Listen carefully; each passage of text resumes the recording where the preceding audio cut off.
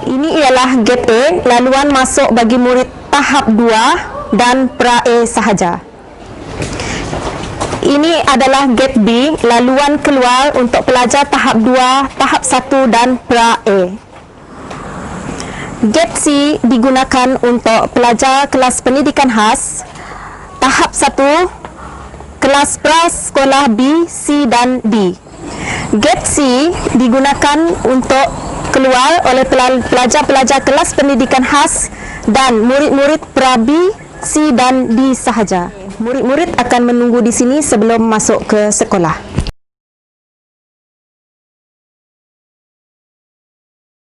Di sini murid-murid akan diambil suhu sebelum masuk ke kelas masing-masing.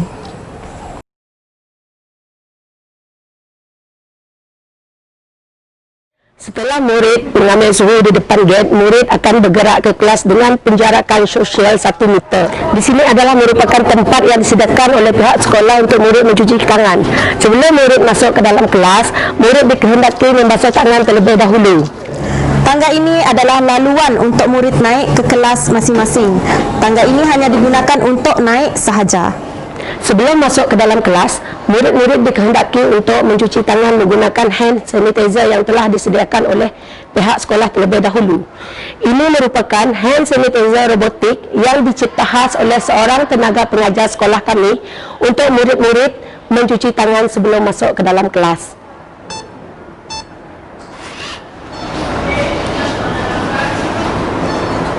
Selain menggunakan hand sanitizer robotik, guru juga menyediakan step hand sanitizer untuk kegunaan murid. Beginilah keadaan susun atur di dalam kelas yang telah ditetapkan oleh pihak sekolah, di mana ia mematuhi SOP yang telah ditetapkan, iaitu penjarakan 1 meter dari bahu ke bahu. Di setiap meja murid-murid telah disediakan label nama masing-masing untuk memudahkan murid mencari tempat duduk masing-masing. Di dalam kelas, guru kelas telah bersedia menunggu murid dan mencatat kehadiran serta suhu. Selamat pagi, cikgu. Selamat pagi, cikgu. Okey, selamat pagi murid-murid. Okey, sekarang dipersilakan duduk. Terima kasih, cikgu.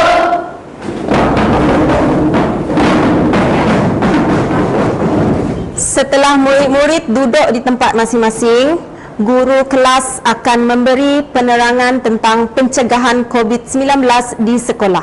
Yang pertama, sebelum masuk ke dalam sekolah, dikehendaki mengambil suhu badan. Okay? Berikut ialah tata cara pembelian makanan di kantin pada waktu rehat.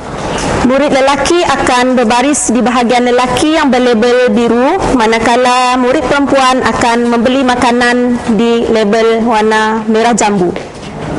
Ini adalah tata cara penggunaan tandas. Murid-murid yang masuk, dia akan membalikkan tag itu kepada warna merah.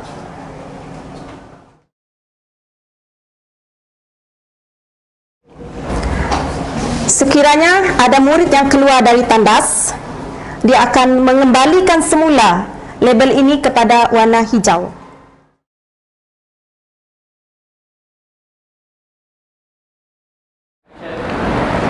Sekarang kita berada di surau SK Asyakirin, di mana kita lihat murid-murid sedang solat berjemaah mengikut SOP yang telah ditetapkan. Tangga ini digunakan untuk laluan pelajar turun.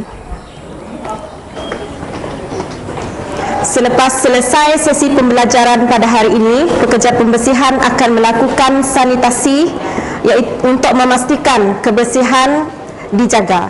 Ini adalah keadaan di dalam kelas pra-A Sekolah Kebangsaan Asyakirin, di mana kita boleh lihat murid-murid telah ditempatkan di tempat duduk masing-masing, iaitu penjarakan 1 meter untuk mengikuti SOP yang telah ditetapkan. Jika sebelum ini murid-murid berbaris untuk mengambil makanan, tetapi sekarang makanan akan dihidangkan ke meja masing-masing untuk mengelakkan bersentuhan antara satu sama lain.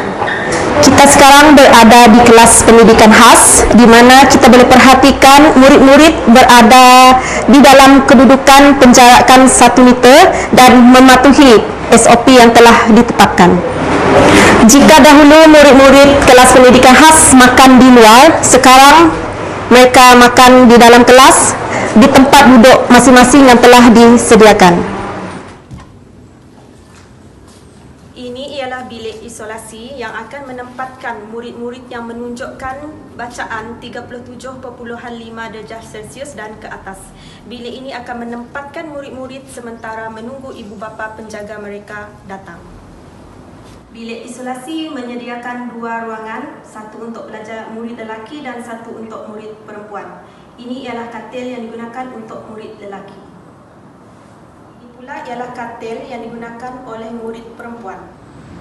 Terima kasih dan tahniah sabas kepada semua warga SK Asyakirin kerana telah menyediakan dan melaksanakan SOP norma baharu.